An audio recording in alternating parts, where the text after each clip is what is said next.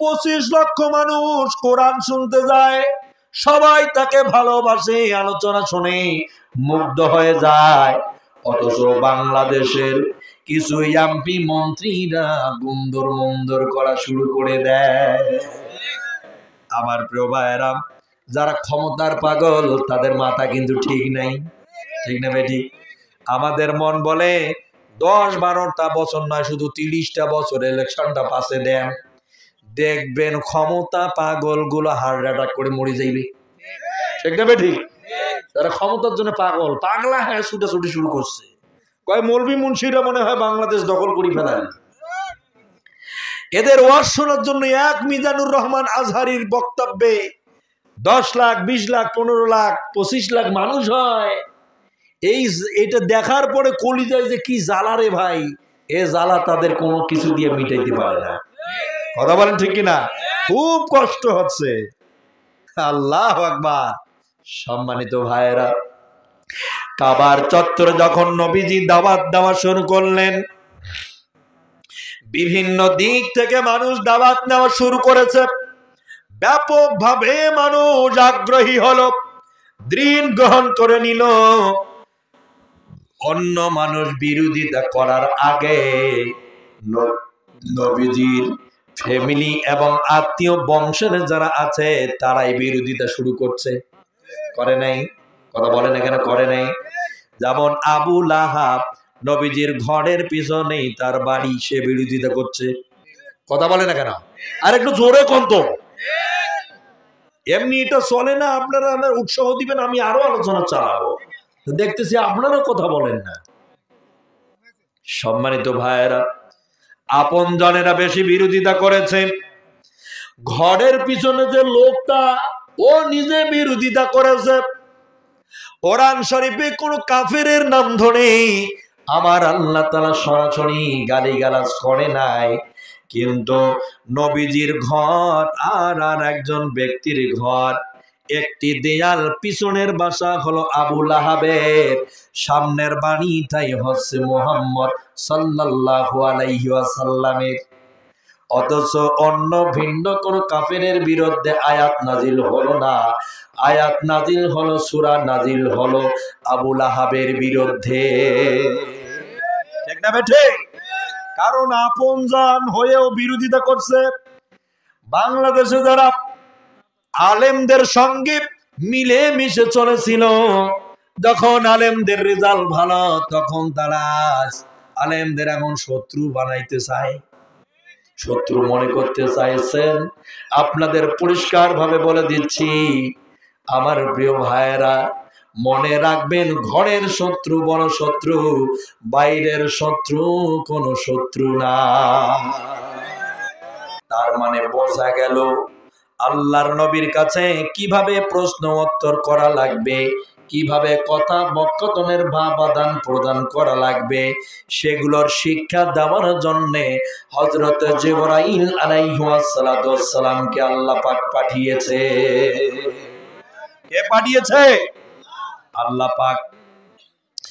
আমার প্রিয় ভাইয়েরা, মহান আল্লাহ রাব্বুল আলামিন তার হাবিবকে দিয়ে ইসলামের বিভিন্ন দিক নির্দেশনা শিক্ষা দেওয়ার জন্য জিবরাইল আলাইহিস সালামকে পাঠিয়ে দিয়েছে। আমার প্রিয় কলিজার টুকরারা, ইসলাম কিন্তু আসলে ভালোবাসা দিয়ে পাওয়া যায় না। ইসলামকে আসলে পাইতে গেলে প্র্যাকটিক্যালি আল্লাহ এবং রাসূলকে রাজি খুশি করতে হয়। কি করতে হয়? আল্লাহ এবং রাসূলকে রাজি খুশি করা লাগে। সম্মানিত ভাইয়েরা, চলুন, এই দুনিয়ায় ইসলাম এমনি এমনি করে আসে নাই, ভালোবাসা দিয়ে ইসলাম আসে নাই।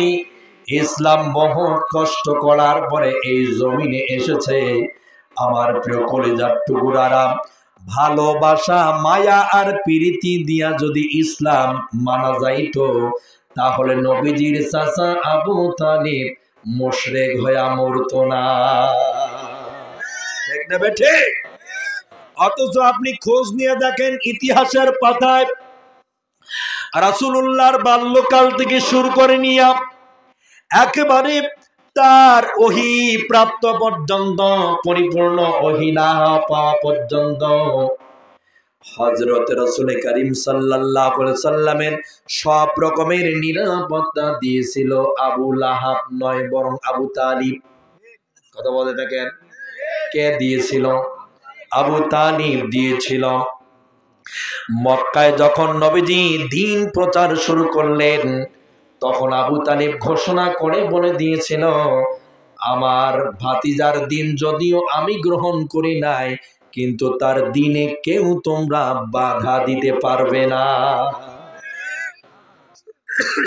যদি বাধা দাও তাহলে আমি আবু তালিব তোমাদের পরিষ্কার ভাবে জানিয়ে দিচ্ছি, আমার ভাতিজাকে কষ্ট দেওয়ার অপরাধে আমি তাদের ছাড় দেব না। তার মানে বাংলাদেশে আলেমদেরকে পছন্দ করে, আলেমদের ভালোবাসে।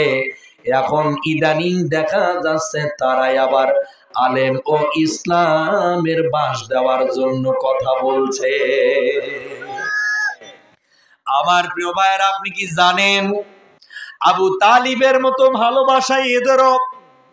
সম্মানিত ভাইয়েরা, ভালোবাসা দিয়ে ইসলাম পাওয়া যায় না। আবু তালিব বিশ্বনবী যখন বাল্যকাল পর্যন্ত, নবীজির জন্মের পরেই আল্লাহর হাবিব জানতে পারেন জন্মের আগে বাবাকে থেকে এতিম হয়ে গেছে।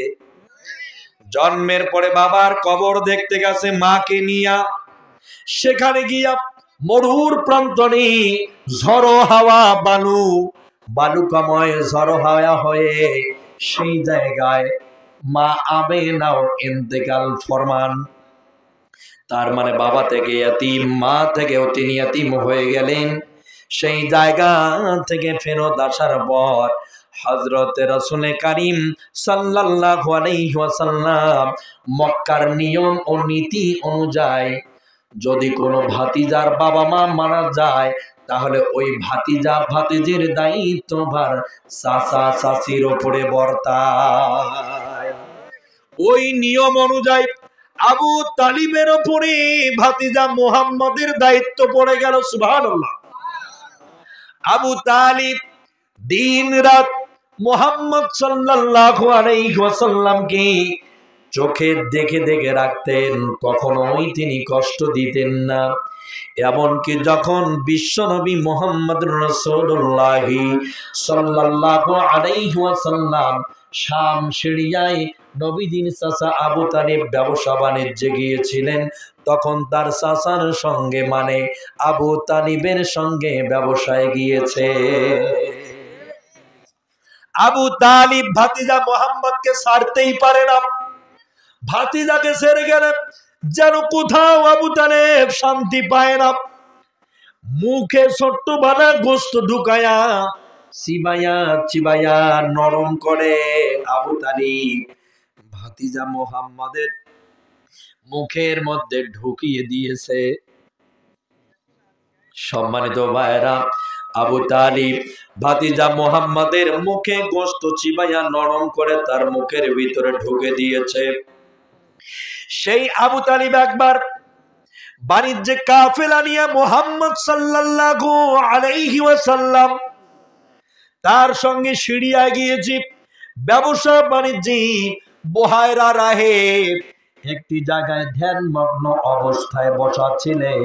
তিনি চোখ বন্ধ করে গবেষণায় রত ছিলেন। চোখ খুলেই দেখতে পেলেন মক্কা থেকে একটি কাফেলা সিরিয়ায় প্রবেশ করেছে। চোখ খুলেই মুহাম্মদুর রাসূলুল্লাহ সাল্লাল্লাহু আলাইহি ওয়াসাল্লামের হাত ধরলে। কি করলেন? হাত ধরলেন। মুহাম্মদ সাল্লাল্লাহু আলাইহি ওয়াসাল্লামের হাত ধরলেন আর বুহায়রা রাহেব বললেন, এই ছেলেটাকে যার অপেক্ষায় আমি দীর্ঘদিন ধরে এখানে মাশগুল রয়েছি, অপেক্ষা করতেছিলাম, এই ছেলেটাকে। আবু তালিব বললেন, এই ছেলেটা হচ্ছে আমার কলিজার টুকরা। এ হচ্ছে, ওর নাম হচ্ছে, মা তাকে আদর করে ডাকতো আহাম্মদ, আর তার রব অর্থাৎ মহান আল্লাহ নাম দিয়েছে মুহাম্মদ। মা তাকে আদর করে ডাকতো আহম্মদ। আর মহান আল্লাহ নাম দিয়েছেন ওয়ামা মুহাম্মাদুন ইল্লা রাসূলুল্লাহ। আমার আল্লাহ তার নাম দিয়েছে হে মুহাম্মদ, তার নাম রেখে দিয়েছে মুহাম্মদ। আর মা আদর করে ডাকতো আহম্মদ। সম্মানিত ভাইরা, সেই ব্যক্তি শাম সিরিয়ায় চাচার সঙ্গে সফরে গিয়েছে ব্যবসা বাণিজ্যে। বুহায়রা রাহেব হাত ধরে বললেন, আমি তো এরই অপেক্ষায় ছিলাম দীর্ঘদিন ধরে। আমি তাওরাতে পড়েছি, আমি ইনজিলে পড়েছি, আমি অন্যান্য ধর্মগ্রন্থে পড়েছি, এই শাম সিরিয়া রাস্তার মধ্যে এই পৃথিবীর মহামানব আশরাফুল আম্বিয়া জনাবে মুহাম্মদ রাসূলুল্লাহ সাল্লাল্লাহু আলাইহি ওয়াসাল্লাম এই রাস্তা দিয়ে আসবেন। আমি তো সেই মুহাম্মাদের অপেক্ষায় ছিলাম, আজ তার দেখা পেয়ে গেলাম। জোর করে আল্লাহু আকবার। আবু তালিবকে বললেন, এই ছেলে আপনার যদি ভাতিজা হয় তাহলে আপনার কাছে অনুরোধের সাথে বলছি, দয়া করে এই ছেলেটাকে দ্রুত এই জায়গা থেকে সরে ফেলুন, মানে এখন তাকে ব্যাক করে আবার মক্কায় নিয়ে চলে যান। না হলে শুনে রাখেন, এই শামসিনিয়ার বিভিন্ন পাহাড়ের পদদেশে হাজার হাজার প্রায় ৭০,০০০-এর মতো ইহুদি খ্রিস্টানরা অস্ত্রে শস্ত্রে সজ্জিত হয়ে তারা প্রস্তুতি নিয়ে রেডি হয়ে আছেন। তাওরাত ইনজিলের পড়া অনুযায়ী তারা জানে এই রাস্তা দিয়ে আসবে এই পৃথিবীর মহামানব, তিনি হবেন আশরাফুল আম্বিয়া। ওনাকে দেখতে পেলেই এরা হত্যা করে ফেলবে। আপনি দ্রুত নিয়ে চলে যান, না হলে আপনি আপনার ভাতিজাকে বাঁচাতে পারবেন না। আবু তালিব সঙ্গে সঙ্গে বাণিজ্যিক কাফেলা ব্যবসা সব সেখানে বাদ দিয়া তিনি এবার মক্কার উদ্দেশ্যে বেরিয়ে আসলেন। আসার পরে এসে বললেন, বাবা মুহাম্মদ রে, তুই আমার কলিজার টুকরা, তুই আমার জানের জান, তোর জন্য আজ আমি ব্যবসা বাদ দিয়েছি। যেরকম মারহাবা। মুহাম্মাদের জন্য যে মানুষ ব্যবসা বাদ দিল, মুহাম্মাদের জন্য যে মানুষ কাফেলা বাদ দিয়া মক্কায় ঘুরে আসতে পারে, সেই মানুষের ভালোবাসা মুহাম্মাদের প্রতি কম না বেশি? কথা না বললে কি বুঝি? বেশি না কম? অনেক বেশি। আমার প্রিয় ভাইরা, মক্কায় আসার পরে মুহাম্মদ সাল্লাল্লাহু আলাইহি ওয়াসাল্লামকে আবু তালিব বলল, বাবারে, আসলে সত্য কথা, তোমার আল্লাহ সত্য, আমাদের এই দেব দেবীগুলো হচ্ছে সব ভুয়া। বাবা, এই যে কাবা ঘরের ভিতরে ৩৬০টা মূর্তি রয়েছে, এগুলো আমাদের অরিজিনাল খোদা না, এগুলো আমাদের অরিজিনাল স্রষ্টা না, বরং আমরা এগুলো নিজের হাতে বানাইছি, মানে এগুলো আমরা সৃষ্টি করেছি, মানে এগুলোর খোদা আমরা। কথা বলে না কেন? ওরা আমাদের খোদা হতে পারে না, বরং তোমার আল্লাহ বড় সত্য। একটু জোরে করবেন না, ঠিক না বেটে? আমার প্রিয় বন্ধুগণ, বুঝতে হবে, কষ্ট করে বলছি, আপনাদেরও ভালোভাবে শোনা লাগবে। আমার প্রিয় কলিজার টুকরা ভাইয়েরা, আবু তালিবকে দিকে মুহাম্মদকে নিয়ে আসার কারণে ভিন্ন দিকে এই বুহায়রা রাহেবকে ওরা গ্রেফতার করে ফেললো। ইহুদি খ্রিস্টানরা বুহায়রা রাহেবকে ধরে ফেললো, বলল, তুমি কেন মুহাম্মদকে এই রাস্তা থেকে ব্যাক করে আবার মক্কায় পাঠিয়েছো? বুহায়রা রাহেব বলল, শোনো রে, ভালো করে শোনো, খ্রিস্ট জগৎ, ওই ইহুদিরা, ওই ইসলাম বিদ্বেষী শক্তিরা ভালো করে শুনে নাও, আমার পরে যিনি আসবেন মানে এই পৃথিবীতে এমন এক মহামানব আসার কথা ছিল, যাকে হিন্দুরা বলে বিষ্ণু ইয়াসির। হিন্দুরা বলে বিষ্ণু ইয়াসির এই পৃথিবীতে আসবে, আর ওরা জানে না বিষ্ণু ইয়াসির মানেই হচ্ছে মুহাম্মদুর রাসূলুল্লাহ। ওরা জানেই না। সম্মানিত ভাইয়েরা, বিষ্ণু ইয়াসুর আছে এই দুনিয়ায় শান্তি প্রতিষ্ঠা করবে। তেনার একটা সাদা ঘোড়া হবে, ডান হাতে একটা তরবারি নিয়া তিনি যুদ্ধের ময়দানে যাবেন, বাম হাতে তার থাকবে একটা ঢাল। সাদা একটা ঘোড়ার উপরে উঠে বসবেন। তিনি যদি দেখতে যান তাহলে নবীজির যে ঘোড়াটা ছিল সেটা সাদা ছিল। কি ছিল? সাদা ছিল। নবীজি জিহাদের ময়দানে 27টা জিহাদ করেছেন। ডান হাতে তিনি তরবারি তুলে নিয়েছিলেন, বাম হাতে নবীজি ঢাল ব্যবহার করেছিলেন। তিনি মরুর প্রান্তরে সত্য প্রতিষ্ঠা করে গেছে। কথা বলেন ঠিক কিনা? এইটার ইঙ্গিত দিচ্ছিল। এই আলোচনাটা যদি একটু ভিআইপি ভাবে একটু জোরে সোরে যদি বলতে পারতাম আরো কত না সুন্দর হতো।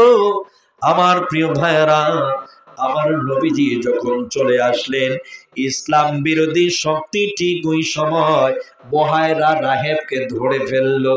বলল, আপনার পরে কি আর কোন বড় গৌতম ব্যক্তিত্ব দুনিয়াতে আসবে? তিনি বলছেন, হ্যাঁ আসবেন, মানে তিনি এসেই গেছেন, তার মানে তিনি আমার সামন থেকে এসে ব্যাগ হয়ে গেছে। সুবহানাল্লাহ কইলেন না? মাথায় কিছু আছে না নাই? আরো জোরে করলো সুবহানাল্লাহ। তিনি এসে চলে গেলেন। বহায়রা রাহেবকে ওরা বলল, তাহলে উনি কি আপনার চেয়েও বড়? বহায়রা রাহেব বললেন, উনি হচ্ছেন মুহাম্মদ, উনি হলেন আহম্মদ, উনি এমন এক ব্যক্তির এই পৃথিবীর মহামানব যার জুতার ফিতা খোলাবার মতো যোগ্যতা আমি বহায়রা রাহেবের নাই। আমি যদি আজ বয়োবৃদ্ধ না হতাম, আমার শরীরের চামড়া গুলো যদি আজ ঢিল হয়ে না যেত, আমি যদি আজ যুবক থাকতাম, আমি যদি আজ ইয়াং থাকতাম, আমি যদি আজ পরিষ্কার ভাবে চলতে পারতাম, শরীরে যদি আমার বল থাকতো, তাহলে শুনে না ও ইসলাম বিরোধী শক্তি রে, আমি বহায়রা রাহেব মুহাম্মাদের হাতে বায়াত নিয়ে ইসলাম গ্রহণ করতাম। আমি দিন গ্রহণ করে ফেলতাম, কিন্তু কপাল খারাপ, আমি যুবক এখন নয়, আমার শরীরে শক্তি নাই। ইনি হচ্ছেন সেই মুহাম্মদ সাল্লাল্লাহু আলাইহি ওয়াসাল্লাম, যিনি মক্কার মাটিতে চাচার সঙ্গে শামসিনিয়া থেকে তিনি ব্যাগ হয়ে আসলেন। আমার প্রিয় কলিজার টুকরা ভাইয়েরা, মক্কার মাটিতে আবু তালিব নবীজিকে নিয়ে আসার পর মক্কার মাটিতে বিশ্ব নবী মুহাম্মদুর রাসূলুল্লাহর প্রতি ওহী নাজিল হওয়া শুরু হলো। আল্লাহু আকবার। কোরআন নাজিল হচ্ছে, নবীজিকে বলা হচ্ছে, হে নবী, আপনি মানুষদেরকে ডাকেন, আমার রিসালাতের কথা বলেন। যদি আপনি মানুষদেরকে ইসলামের পথে না ডাকেন, না আসতে বলেন, তাহলে রিসালাতের দায়িত্ব তো পালন করা হবে না। আপনি দাওয়াত দেন, আপনি উঠেন, ও সাদুর আলা, আপনি ঘুমাচ্ছেন, আপনাকে ঘুমার জন্য পাঠানো হয় নাই, আপনাকে পাঠানো হয়েছে দিনের এই দুনিয়ার মানুষগুলোকে দিনের দাওয়াতের আওতাভুক্ত করার জন্য। কথা বলে না কেন? সম্মানিত ভাইরা, আপনারা কি বেজার হয়েছেন? বেজার হয়েছেন? হয় কোনো লাভ নাই। সম্মানিত ভাইয়েরা, নবীজি মক্কায় ওহী পেল, মানুষগুলোকে ওহীর আওতায় নিয়ে আসার জন্য সর্বাত্মক চেষ্টা চালালো, কিন্তু মক্কার মানুষগুলো দুই ভাগে বিভক্ত হয়ে গেল। কেউ নবীজির দাওয়াত গ্রহণ করলো রে, আবার কেউ নবীজির দাওয়াতের বিরোধিতা করলো। আবার প্রিয় ভাইরা, ঠিক তেমনি এই বাংলাদেশে আমরা যারা কোরআনের কথা বলি, বাংলাদেশের ৯৫% মুসলমান আমাদের পক্ষে বা আমাদের এই দাওয়াতগুলো গ্রহণ করবে এমনটা না, বরং আমাদের এই দাওয়াতেরও বিরোধিতা করবে।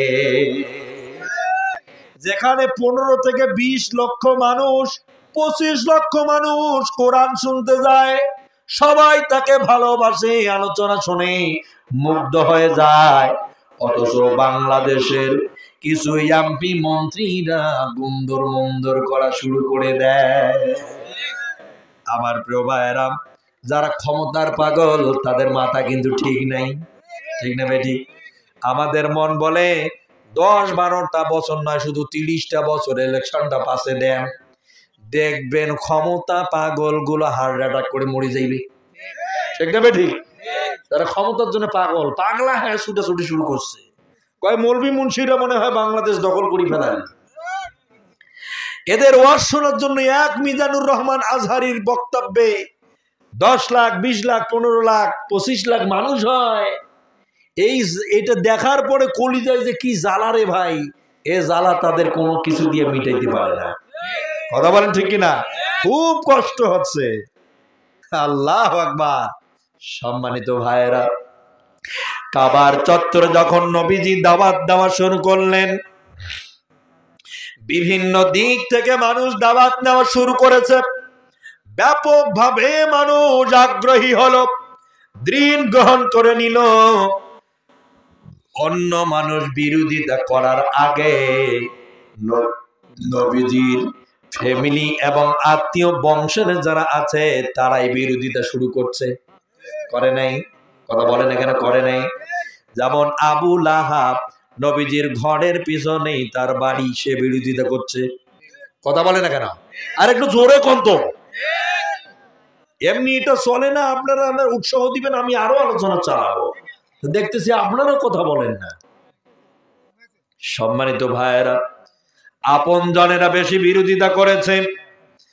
ঘরের পিছনে যে লোকটা, ও নিজে বিরোধিতা করেছে। কোরআন শরীফে কোন কাফেরের নাম ধরে আমার আল্লাহ তাআলা সরাসরি গালিগালাজ করে নাই, কিন্তু নবীজির ঘর আর একজন ব্যক্তির ঘর, একটি দেয়াল, পিছনের বাসা হলো আবু লাহাবের, সামনের বাড়িটাই হচ্ছে মুহাম্মদ সাল্লাল্লাহু আলাইহি ওয়াসাল্লামের।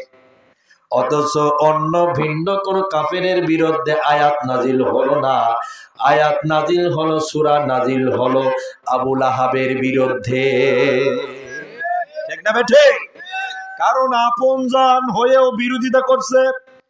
বাংলাদেশে যারা আলেমদের সঙ্গে মিলে মিশে চলেছিল, যখন আলেমদের রেজাল্ট ভালো, তখন তারা আলেমদের এমন শত্রু বানাইতে চায়, শত্রু মনে করতে চাইছেন। আপনাদের পরিষ্কার ভাবে বলে দিচ্ছি আমার প্রিয় ভাইয়েরা, মনে রাখবেন, ঘরের শত্রু বড় শত্রু, বাইরের শত্রু কোন শত্রু না। আমার প্রিয় ভাইয়েরা, আবু তালিবের কথা আগে বলবো, পরে আবু লাহাবের কথাটা বলবো। বুঝতে হবে কথাগুলো, একটা পর্যন্ত আলোচনা হবে। মাইক যেহেতু ডিস্টার্ব, কথা আমার বলতেই হবে, কারণ আমার পিছনে বহু টাকা আবু বকর ভাইয়েরা খরচ করছে। আমার প্রিয় ভাইয়েরা, এজন্য আলোচনা আমি করেই ছাড়বো। চলবে কতক্ষণ? কারা কারা দেখে লিল্লাহে থাকবে, আল্লাহ কবুল করুক। আবু তালিব মক্কায় এসে দাওয়াতের বিরোধিতা কখনো করে নাই, বরং কাফেরদেরকে সতর্ক করে দিয়েছি, আমার ভাতিজা মুহাম্মদ ও যে দিনের দাওয়াত দেয়, ও যে মহান আল্লাহর কথা বলে, কেউ যদি আমার মুহাম্মাদের উপরে চোখ রাঙিয়ে কথা বলো, তার কপালে চোখ রাখবো না, তুলে ফেলবো। কে বলছিল? আবু তালিব বলেছিল। আবু তালিব বলেছিল, আমার ভাতিজা মুহাম্মাদের বাধা হয়ে কেউ দাঁড়াবা না, মুহাম্মাদের সামনে কেউ দেয়াল হয়ে দাঁড়াবা না, কারণ আমি আবু তালিব যতদিন বেঁচে আছি, আমার কলিজার টুকরা মুহাম্মাদের কোনো ক্ষতি হতে দেব না।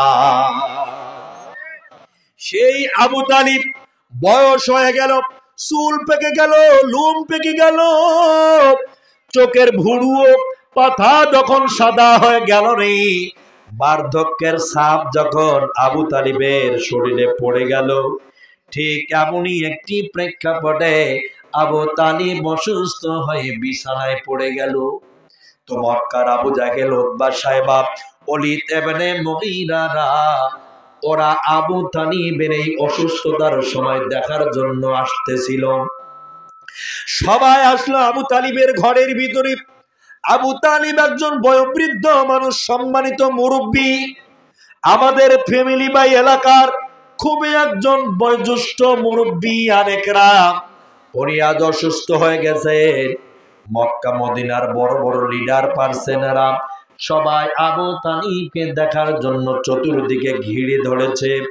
ঠিক ওই জায়গায় মুহাম্মাদুর রাসূলুল্লাহ, মানবতার মুক্তির দূত, সারওয়ারে কায়নাত জনাবে মুহাম্মদ সাল্লাল্লাহু আলাইহি ওয়াসাল্লাম ওই জায়গায় হাজির হয়ে গেলে কাফের মুশরিকরা আবু তালিবকে এসে বলল, আপনি আপনার ভাতিজা মুহাম্মদকে বলেন সে যেন আমাদের এই দিনটাকে মেনে নেয়, আর আমরা মুহাম্মাদের দিনকে স্বীকার করব।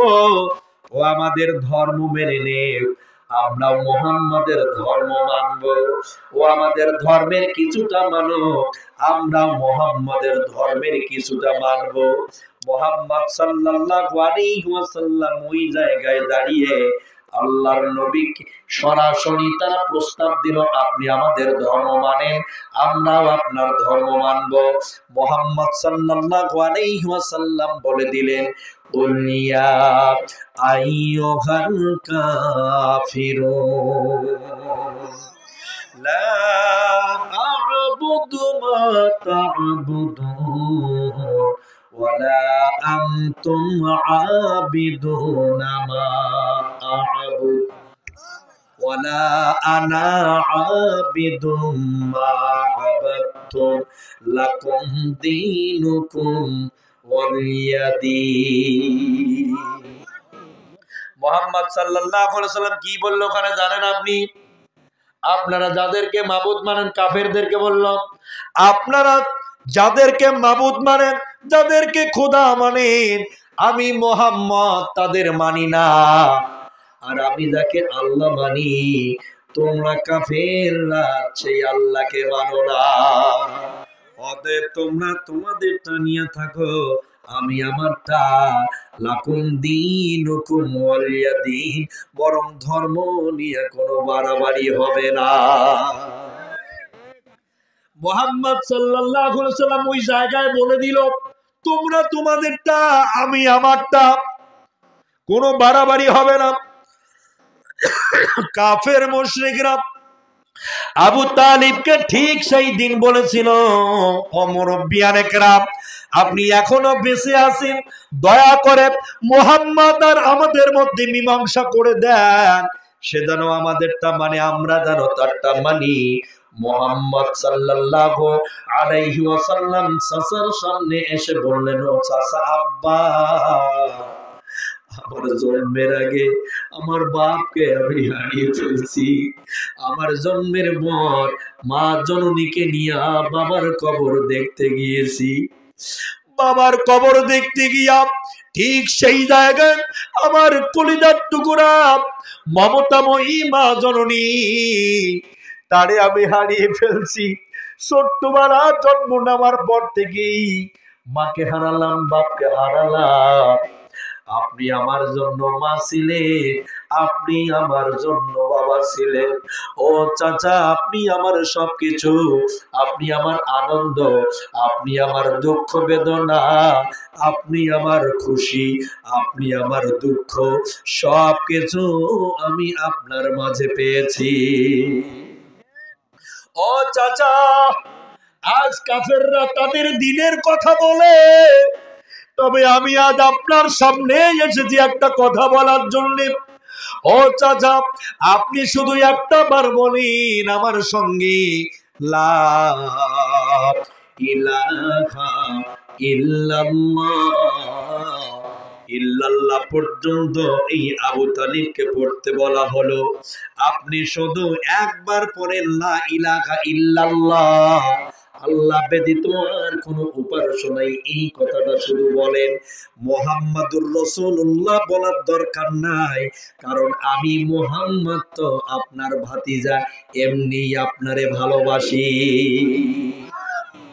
ও চাচা, আপনি শুধু লা ইলাহা ইল্লাল্লাহ বলেন, মুহাম্মাদুর রাসূলুল্লাহ বলতে হবে না। ও চাচা গো, একটাবার বলেন, আমার সামনে আপনি বলে যান, আমি সাক্ষ্য দেব মহান আল্লাহ রাব্বুল আলামিনের সামনে, হাসরের ময়দানে আমি সাক্ষ্যদাতা হয়ে যাব। আমার মহান রবের সামনে বলবো, আমার চাচা কালেমা আমাকে সাক্ষী রেখে পড়েছে, ঝগড়া করে হলেও আপনাকে জান্নাতে নিয়ে যাব। ও চাচা, আপনি একটাবার বলেন, আবু তালিব অসুস্থ অবস্থায় মাথা উঠাতে পারে না, তারপরে কষ্ট মষ্ট করে মাথাটা একটু উঁচু করে বলল, মোহাম্মদ রে, হে বাবা মোহাম্মদ, তুই যে আমার কলিজা, পরিষ্কার ভাবে শুনে রাখ, তুই যে আমার জানের জান, পরিষ্কার ভাবে জেনে রাখ, এই যে লোকগুলো তোমার ডানে বামে পূর্ব পশ্চিমে, এই লোকগুলো এই মক্কা কন্ট্রোল করে, এই মক্কা চালায়, মানে মক্কার প্রধানমন্ত্রী, এমপি, মন্ত্রী, এরা হচ্ছে এই মক্কার সবচেয়ে দামি মানুষ। আজ আমি আবু তালিব অসুস্থ হয়েছি, আমাকে দেখার জন্য মক্কার নেতৃবৃন্দরা এসেছে, তার মানে মক্কার দামি দামি মানুষরা আমি আবু তালিবকে ভালোবাসে, শ্রদ্ধা করে, সম্মান করে। বাবারে, আজ আমি তোমাকে পরিষ্কার ভাবে বলে দিলাম, তুই আমার জান, তোর ইসলামকে আমি ভালোবাসি, তোর আল্লাহ সত্য এটাও আমি জানি রে বাবা। তবে শোনে রাখ, আজ এই অবস্থায় যদি আমি কালেমা পড়ি, তাহলে আগামীকাল সকালবেলায় এই আবু জাহেল, সেই অলিদ ইবনে মুগীরা, আবু রাফে, এই নেতৃবৃন্দরা আগামীকাল সকালবেলা মক্কার মাটিতে এরা প্রচার করে বের হবে, মুহাম্মদ আবু তালিবের ভাতিজা হয়, মুহাম্মদ আবু তালিবকে জাহান্নামের ভয় দেখিয়েছে। আর আবু তালিবও এমন এক ভীতু মানুষ, জাহান্নামের ভয় খেয়ে এসে বাপ দাদার মুখে, অর্থাৎ ধর্মের মুখে চুনকালি